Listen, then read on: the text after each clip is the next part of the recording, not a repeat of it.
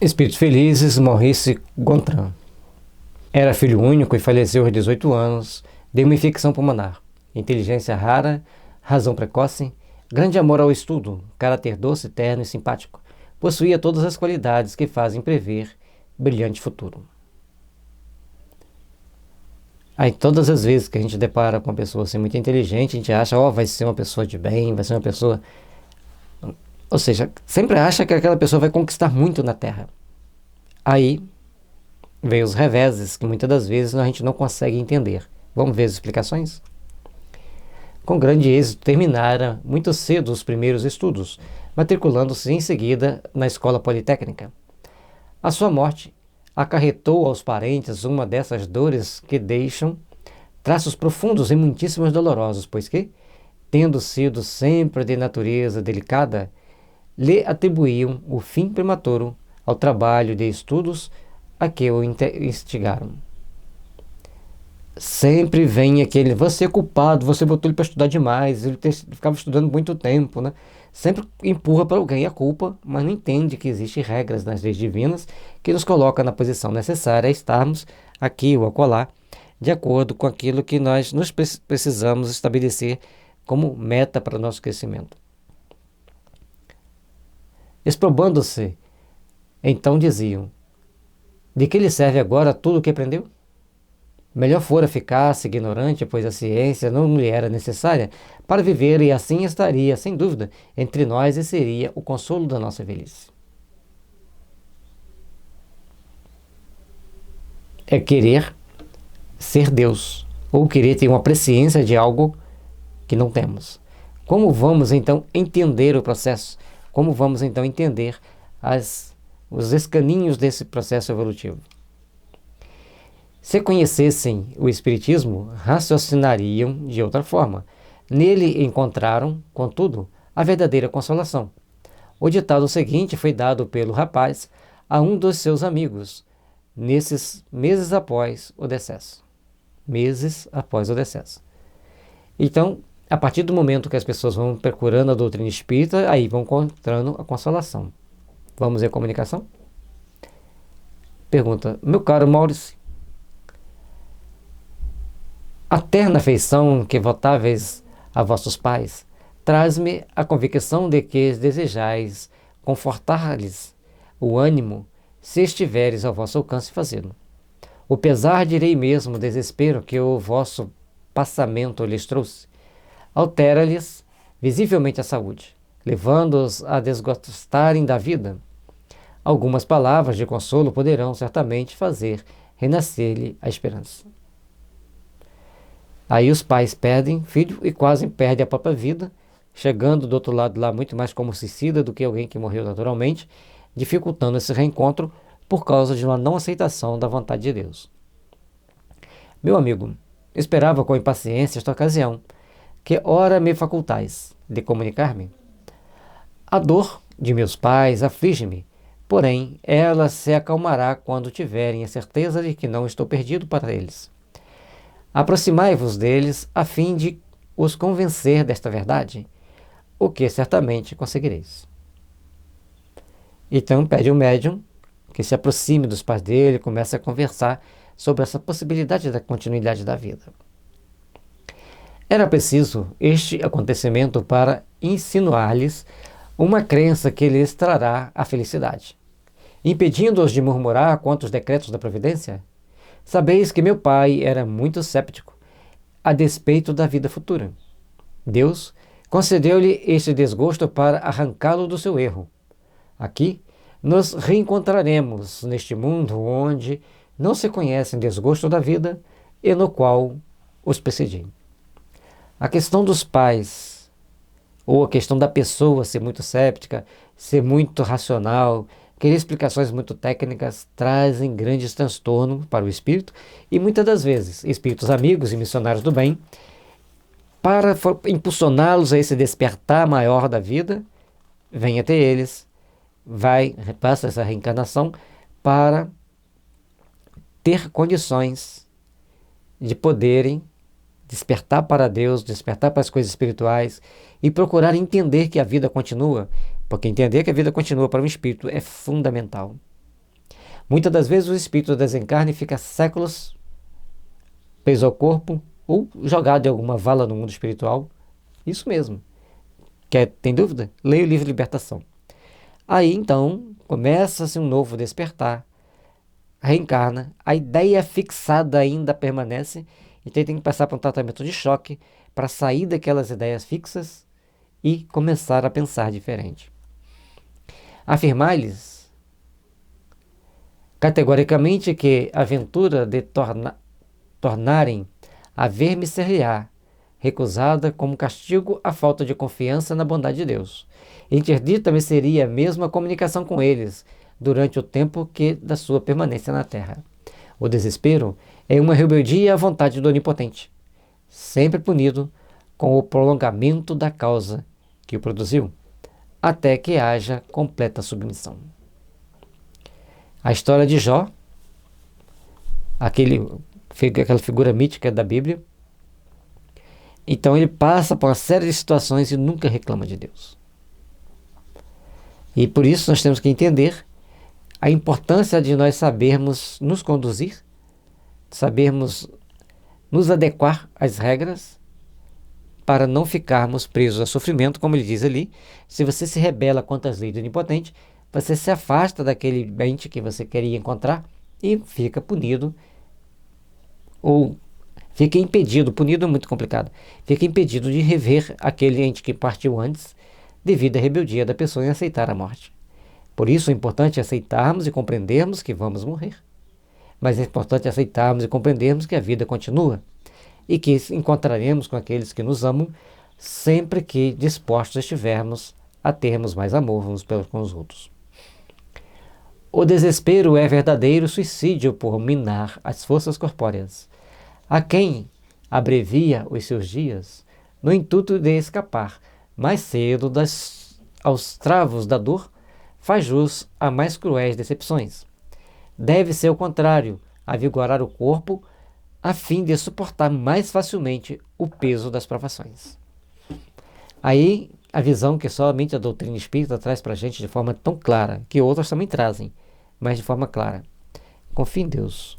Respeite as regras das leis divinas e seguirás de cabeça erguida para o reencontro consigo mesmo, para o despertar de novos valores, para o florescer das luzes excelsas que nos fazem melhores, que nos ajudam a estar mais próximos de Deus.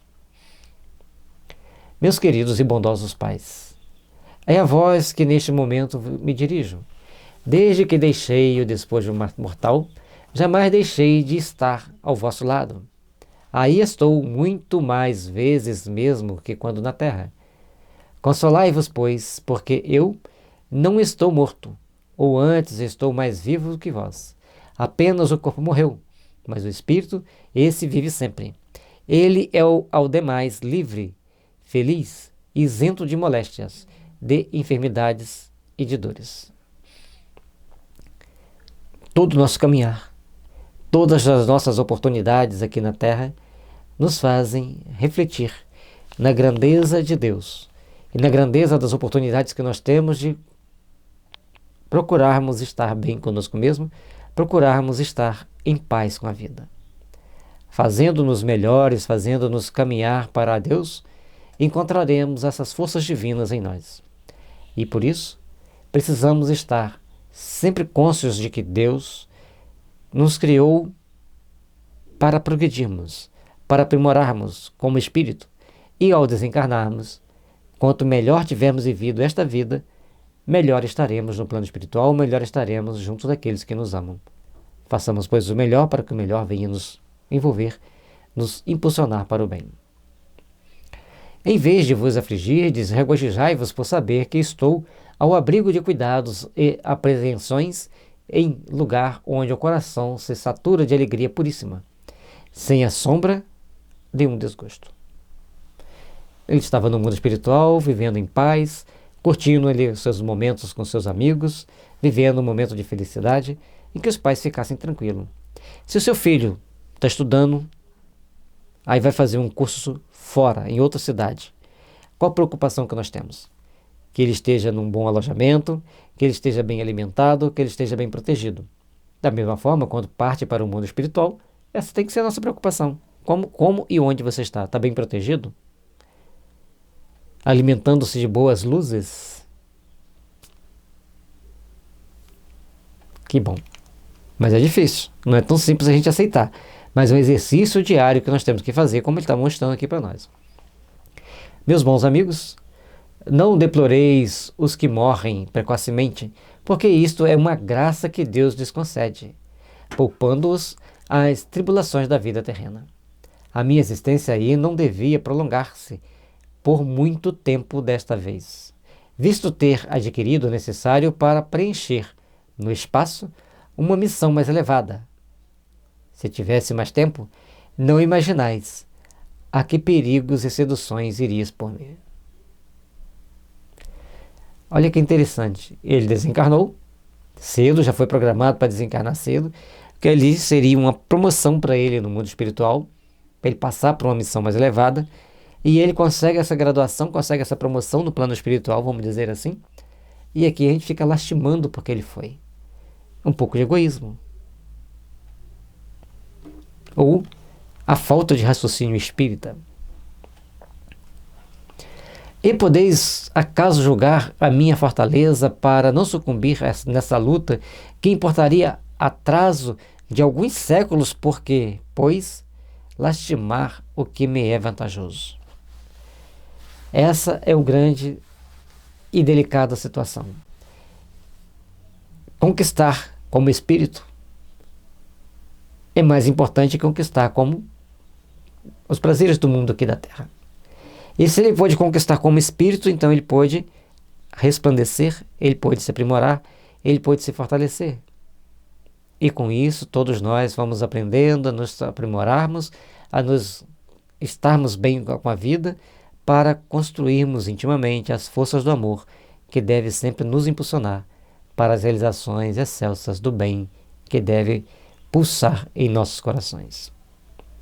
Neste caso, uma dor inconsolável acusaria descrença só legitimamente pela ideia do nada. Os que assim descreem, esses é que são dignos de lástima, pois para eles não pode haver consolação possível. Os entes caros figuram-se-lhes irremediavelmente perdidos, porque a tumba lhes leva a única esperança. Pensar que a vida é só aqui na Terra, pensar que a vida é só matéria, é um grande empecilho para o desenvolvimento do espírito. É um grande empecilho para o desenvolvimento da alma. É um grande empecilho para o nosso aprimoramento, para o nosso aperfeiçoamento. Faz-se necessário começarmos a compreender a importância da vida, a importância de construirmos um mundo melhor, a importância de nos aprimorarmos para vivenciarmos todo o bem possível ao longo da nossa existência. Vossa morte foi dolorosa? Não, meu amigo. Apenas sofri antes da morte. Os efeitos da moléstia, porém, esse sofrimento diminuía à proporção que os últimos instantes se aproximavam.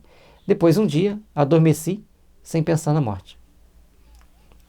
A morte não foi dolorosa. Doloroso foi o processo do adoecimento por um período. Depois, adormeceu. E tive então um sonho delicioso. Sonhei que estava curado, que não mais sofria e respirava a longos haustos. Prazerosamente, um ar embalsamado e puro. Transportava-me através do espaço uma força desconhecida. Ele achando que estava sonhando, que estava curado, que poderia respirar livremente, que poderia viajar pelo espaço por uma força desconhecida. Brilhante luz resplandecia em torno, mas sem cansar minha vista. Vi meu avô, não mais esquálido ou quebrado, porém, com aspecto juvenil e loução. Ele estendia-me os braços, estreitando-me afetuosamente ao coração. Então, ele estava bem tranquilo, ele achou que estava sonhando, que estava encontrando com o avô dele em sonho, para poder abraçá-lo, sentir aquele momento ali de prazer, aquele momento de conforto. Multidão de outras pessoas, de risonhos semblantes, o acompanhavam, acolhendo-me, todos com benevolência e doçura.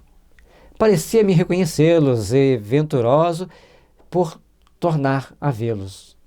Trocávamos felicitações e testemunhos de amizade. Pois bem, o que eu supunha ser um sonho para a realidade, porque de tal sonho não devia despertar na terra, é que acordara no mundo espiritual. Ele achando que estava sonhando, que estava passando por um sonho, e ele estava então fazendo trespasse para o mundo dos espíritos, onde ele poderia viver em paz, com tranquilidade e receber sua promoção para tarefas muito importantes. A vossa moléstia não se originou da grande assiduidade ao estudo? Oh, não! Desenganai-vos. Contudo, estava o tempo que eu deveria passar na terra. E coisa alguma poderia aí reter-me.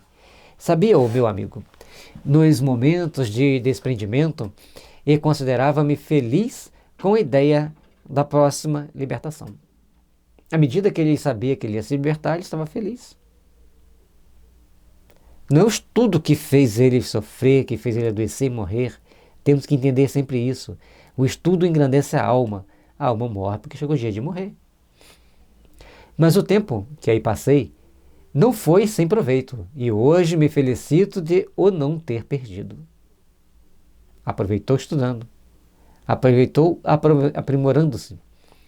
Os sérios estudos feitos fortificam a alma, aumentando-lhe os conhecimentos, e se, em virtude da minha curta existência, não pude dar-lhes aplicação, nem por isso deixarei de o fazer mais tarde com maior utilidade. Aquilo que você aprendeu, nas próximas encarnações você já vai pegar aquele trabalho pronto, já vai pegar aquela parte mais bem feita. Nada é perdido, sempre aprimoramento, aperfeiçoamento e crescimento espiritual. Adeus, caro amigo. Eu parto para junto de meus pais a fim de predispô-los ao recebimento desta comunicação. Maurício. Ainda tem gente que quer perseguir médiuns que dão comunicações consoladoras. Ainda tem pessoas que querem perseguir esse ou aquele por darem a ele as possibilidades de ter mais alívio no coração, de ter um sentimento mais de paz, um sentimento mais de harmonia. E é por isso que todos nós precisamos aprender a valorizar a vida como um espírito imortal que somos e procurarmos então a crescer para Deus. E assim chegamos ao fim desse capítulo 2, indo para o capítulo 3, os espíritos em condições medianas, aqueles que ainda têm provas a resgatar, que não são plenamente felizes no mundo dos espíritos. Esses que vimos até aqui, ao chegarem no mundo dos espíritos, estavam livres das peias terrestres. Os que vamos ver de agora em diante são aqueles que ainda têm o que reparar, ainda têm culpa na consciência, ainda precisam se repararem intimamente. No site da FEB Editora se encontra este e muito mais outros livros que irão te ajudar no seu engrandecimento íntimo, no seu despertar para uma luz que nos ilumina e impulsiona a todos.